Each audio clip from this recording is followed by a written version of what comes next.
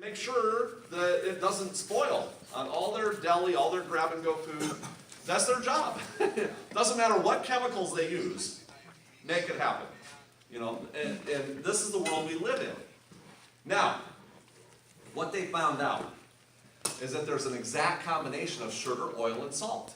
And if you get that exact combination of sugar, oil, and salt on any product, it will actually trigger your endorphins to desire that product, even if all you do is see a picture of that food a month later. That's how addictive they can make the food. So it's not the fact that you're having a little bit of oil on something, it's a good fat, it's the fact that we're getting bombarded by the animal products that has increased in fats.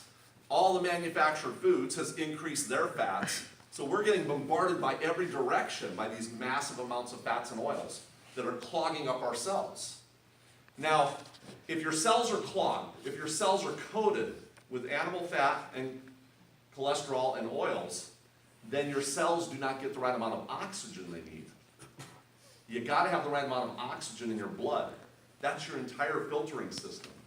That's what filters out all these harmful particles that we're getting all the time. That's what filters out, it makes your whole body, all your internal organs function right.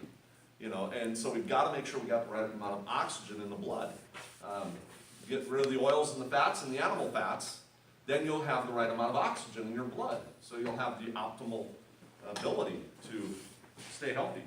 Okay, I'm missing something. Here. Okay, we're going to do let's do the onion and garlic here. Because I'm going to do the 1 part garlic, 2 parts onion. We're going to make this cheese sauce real quick here. 1 part garlic, 2 parts onion. Nutritional yeast flakes right there. Derivative of molasses, high in B12. McKay's chicken style seasoning. There's some, Bill's Best has one, Butler, Bill's I think is, Butler. There's another one called Better Than Bouillon, which is at most stores, they got a veggie one, they work really good. And then I'm just gonna top this off with some of this veggie water here. And you just kind of got to get it to the level point. After you've done this a couple times, you'll know exactly how to do it. And you can tell I'm measuring everything exactly. My recipes are very forgiving. They really are, because I'm a production chef. I'm used to cooking for thousands of people. I grew up not using recipes. And so my recipes are like perfect the way they are, but there's a lot of wiggle room. You don't have to be exact and they still turn out great, just because that's just the way I am. Okay, it takes about 1 minute to blend.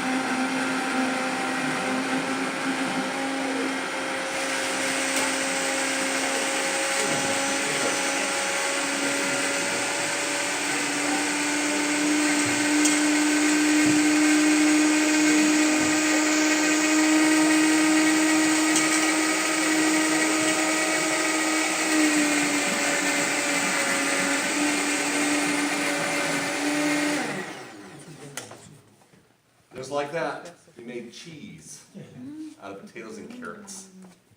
Now this does have some brown specks in it because I did not peel the potatoes and the carrots. But I was at my sister's house in Arizona, which I got her getting healthy now too. And she had a whole bunch of football players coming over in Arizona. And so we peeled all the potatoes and the carrots. And then it looks exactly like that cheddar cheese for nachos. None of them knew that it was vegan. And oh yeah, let me tell you, this is a go-to recipe for you for so many things. Add salsas, green chilies, you got your queso dips. You want to make soups, potato cheese soup, broccoli cheese soup, here's your base. You know, let's run with macaroni and cheese. Take cooked macaroni and mix this with it, you're done. You want to put some breadcrumbs on it and toast it in the oven for a minute. People think you spent all day on a baked macaroni and cheese that took you 5 minutes to make. Now, if you freeze this, when you thaw it out, you'll see some water separation. So you can just drain the water off. It gets thicker when you freeze it. You'll either have to re-whip it with a wire, or I just use a wire whip. When I'm cooking it, I just take a wire whip, or you can re-blend it. Now if it's refrigerated, you don't have to do that. When it's refrigerated, it'll melt right back down into cheese again without having to whip it or anything. But let me tell you, just like that, you got one of the best. My wife and I, we'll take this pot here with the steamer and we'll steam vegetables. We'll do steamed cabbage and carrots and potatoes and beets and corn on the cob and kale on the top. And we'll just plate that up and then put the cheese poured over the top after it's plated. And we've got a healthy, energy-packed meal that's very, very low calories, but it has a high satiety. Bulgur wheat, 45 minutes later, steaming hot, ready to go. It's perfect. You could cool this off, put it in quart baggies, freeze it, and then you pull it out whenever you want it. Make tabbouleh, different things like that. So, yeah. I got my soup right here. And so you'd have a bowl of soup here. You add this to it. Now this is called a 2-component soup. And if you have a 2-component soup, that means you get $20 for it in a restaurant. Well, yeah, 3-component, you get 25. I can put some bell pepper on it. Every time you put another component on it, you raise the price. Anyway, that's what restaurants do to take a relatively inexpensive soup and get top dollar for it.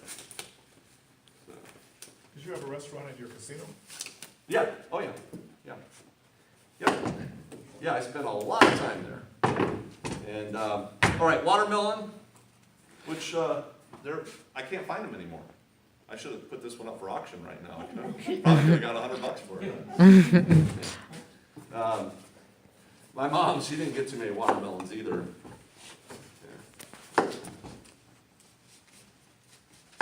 Yeah, I actually started out with a catering facility. I opened up a catering company in Vegas. And just outgrew it, and I expanded, and then I moved to a new location, and so that was my main thing, was catering and the restaurant. Okay, we're gonna get all this out of the way. See how fast and easy this is? You'll notice anytime I'm doing any cutting up here, I get all the stuff out of the way that I'm not gonna use, so the only thing left is what you're gonna eat. Cut this baby in half, lay it flat. Now it's really easy to handle. Do a couple slices sideways like this. Of course, if you're going to do this at home, don't put your hand on this side, okay? Keep your hand on top so you don't go slicing your fingers off. And then you do slices this way. And of course, you can make these slices as big or as small as you want. And then checkerboard it. Literally, in 1 minute, you got your entire watermelon cut up. How's that? I should have been a cook. I want to know how you talk and do that at the same time. Watch, Pastor. Next time you have a fellowship meal, you'll have a dozen people all bringing watermelon. Well, everywhere I've been, I was a leader, so I was having to cook and instruct at the same time. So, woo! Need some new gloves. I got one more book for you, one last book, and then we can eat here. This book is called Counsels in Diets and Foods, and I'll just read this part.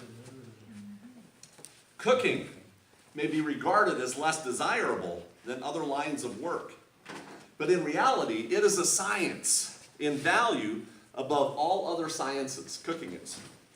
Thus, God regards the preparation of healthful food. He places high estimate on those who do faithful service in preparing wholesome, palatable food, and the ones who understand the art of properly preparing food and who use this knowledge are worthy of higher commendations than those engaged in any other line of work.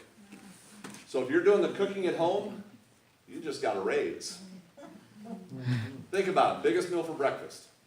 You're eating less, saving you money. Plus breakfast is the least expensive meal of the day, right? You go out for lunch, it's more expensive. Dinner's like way more expensive. So you might as well have your biggest consumption during the least expensive items to consume. You're gonna save a ton of money. Hans Deal did a study with 100,000 cases. Found out the average savings of a Western meat eater diet that eats a healthy, plant-strong lifestyle, the average savings is 40%.